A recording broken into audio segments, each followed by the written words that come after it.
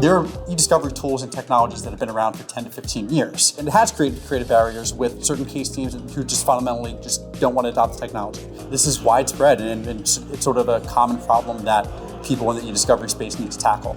Corporations are starting to understand that to control costs, they're going to have to potentially push historically conservative law firms into taking advantage of the technology.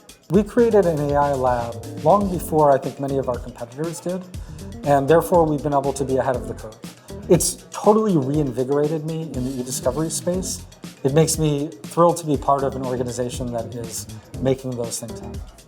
It could just be the fear of going first. Due to that, I thought, okay, so let's maybe use Cisco's AI timelines. Upload that case narrative document or anything else that might be important, and then let the AI do its thing. Case teams take 3 to 6 billable hours, that's in flux, but the AI takes about 10 minutes, if that. An easy, sort of straightforward way to adopt technology that case teams could get behind. The improvement just lies really in what's coming next. So as long as Disco is continuously staying on top of the new technologies, we'll continue to stay on top of those technologies and work together to kind of present that information to our partners and clients.